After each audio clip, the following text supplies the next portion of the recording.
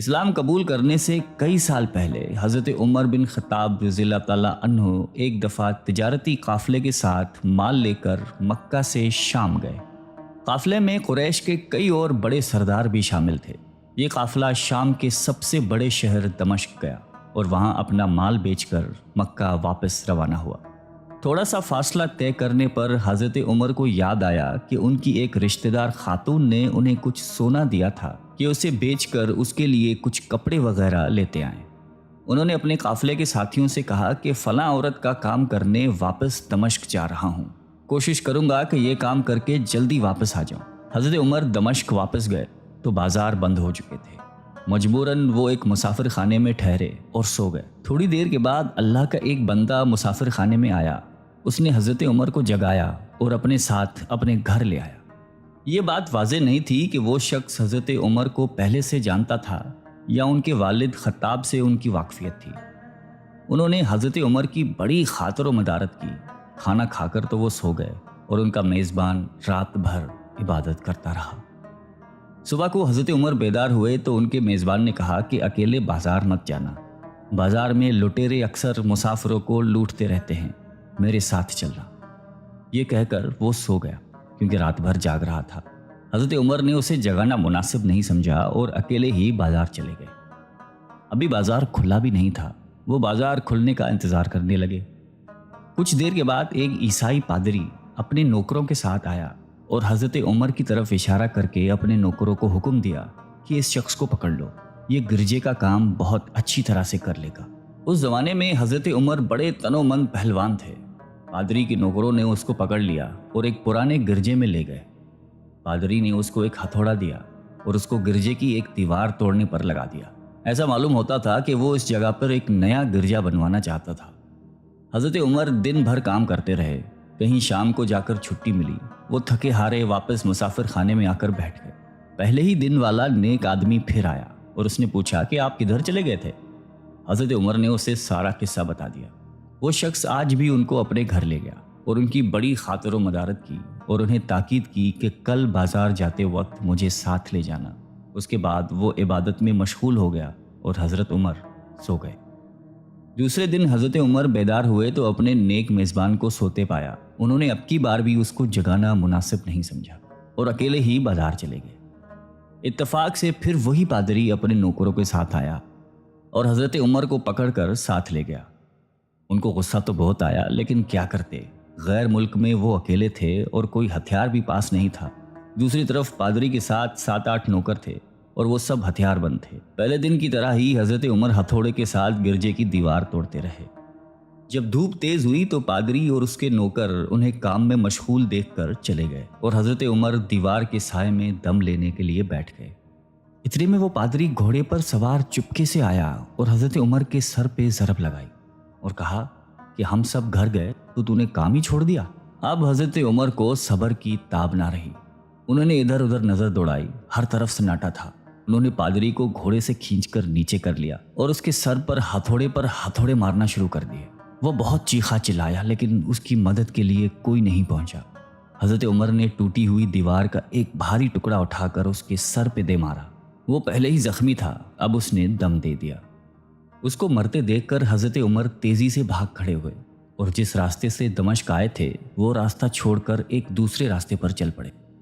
شہر سے کافی دور انہیں ایک خچر پر سوار رومی ملا جو روم سے تعلق رکھتا تھا۔ وہ ان کے ساتھ چلنے لگا۔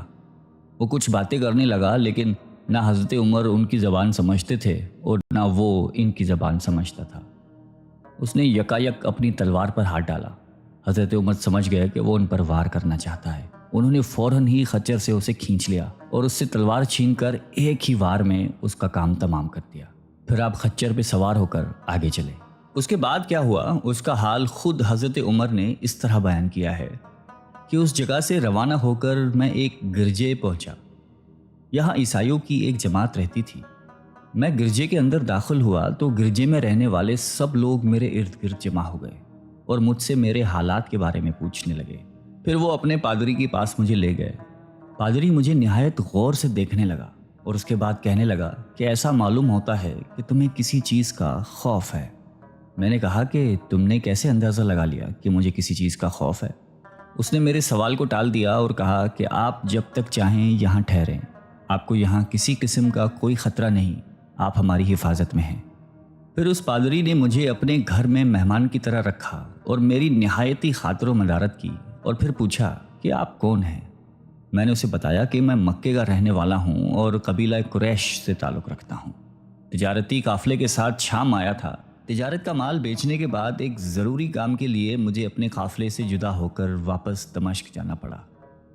اب میں اپنے وطن واپس جا رہا ہوں اور راستہ بھٹک کر یہاں آ نکلا ہوں۔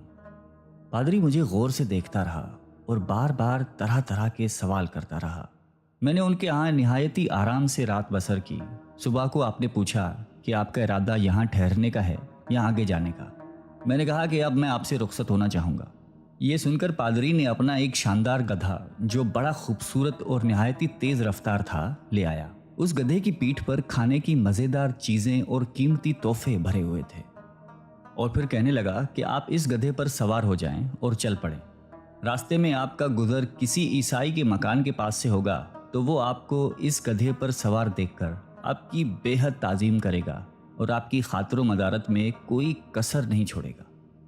یہ کہہ کر پادری نے میرا ہاتھ پکڑا اور تنہائی میں لے کر کہنے لگا کہ اے عمر، آپ پر میرا حق واجب ہو گیا۔ میں نے کہا بے شک۔ اس نے کہا آپ کا تعلق ایک معزز قوم سے ہے، میری آپ سے ایک غرض ہے۔ میں نے کہا کہ آپ بیان کر لیں، لیکن حیرت کی بات ہے کہ آپ جیسا بڑا آدمی مجھ جیسے پریشان حال مسافر سے کوئی غرض رکھتا ہو۔ اس نے بڑے یقین بھرے لہجے میں کہا کہ سنیں، میں ایک ایسا آدمی ہوں جس سے اللہ نے آسمانی کتابوں کا علم عطا کیا ہے۔ میں نے آپ کی ذات میں بہت سی ایسی نشانیاں دیکھی ہیں جو یہ ظاہر کرتی ہیں کہ جب ایک مقررہ مدت پوری ہو جائے گی تو حالات میں زبردست تبدیلی آئے گی۔ اس وقت آپ ہمارے ملک کے حاکم بن جائیں گے اور یہاں کے سب شہروں میں آپ ہی کا حکم چلے گا۔ اس کے بعد پادری نے اپنی جیب سے دوات، قلم اور کاغذ نکال کر کہا کہ میری غرض یہ ہے کہ آپ اس کاغذ پر لکھ دیں کہ اس گرجے اور اس کی جائیداد پر کسی قسم کا کوئی موصول لاگو نہیں کیا جائے گا۔ میں نے حیران ہو کر پادری سے کہا کہ آپ مجھ سے مذاق تو نہیں کر رہے؟ اس نے کہا کہ قسم ہے اس ذات کی جس نے عیسیٰ علیہ السلام پر انجیل نازل فرمائی، میں جو کچھ کہہ رہا ہوں وہ بالکل سچ ہے۔ آپ مہربانی کریں اور میری درخواست قبول فرمائیں۔ میں نے پادری کی باتوں کو اس کا وہم سمجھا اور جیسے اس نے کہا میں نے اسی طرح کاغذ پہ اسے لکھ کر دے دیا۔ اس کے بعد گدھے پر سوار ہو کر چل پڑا۔ راستے میں مجھے کئی جگہ پر عیسائیوں کی جماعتیں ملی۔ انہوں نے مجھے ایک پادری کے گدھے پر سوار دیکھ کر میری بڑی خاطر و مدارت کی۔ میں اس طرح جگہ جگہ عیسائیوں کا مہمان بنتا تبوک تک پہنچ گیا۔ اللہ کی شان، جس تجارتی قافلے کے ساتھ میں گیا تھا وہ کافی دیر میرا انتظار کرنے کے بعد اسی جگہ سے چل پڑا تھا جہاں میں نے اسے چھوڑا تھا، اور اب تبوک میں ایک کنویں کے قریب ڈیرا ڈالے ہوئے تھے۔ قافلے والے میرے ساتھی مجھے دیکھ کر میری طرف دوڑ پڑے اور مجھ سے مل کر بہت خوش ہوئے اور کہنے لگے کہ ابن خطاب، ہم لوگ تمہارا انتظار کرتے کرتے بالکل مایوس ہو گئے تو ہم نے اس مقام کو کوچ کر دیا جہاں سے تم واپس دمشق گئے تھے، مگر تمہارے بارے میں ہم سخت پریشان تھے۔ یہ تو بتاؤ کہ اتنے دن تم کہاں رہے؟ میں نے وہ تمام حالات بیان کیے جو مجھے پیش آئے، لیکن پادری سے جو میری گفتگو تنہائی میں ہوئی وہ بالکل ظاہر نہیں کی، کیونکہ میں پادری کی اس باتوں کو اس کا وہم سمجھتا تھا اور اس کے عقیدے کی کمزوری سمجھتا تھا۔ قریش کے ایک سردار ابو سفیان بھی اس قافلے میں شامل تھے۔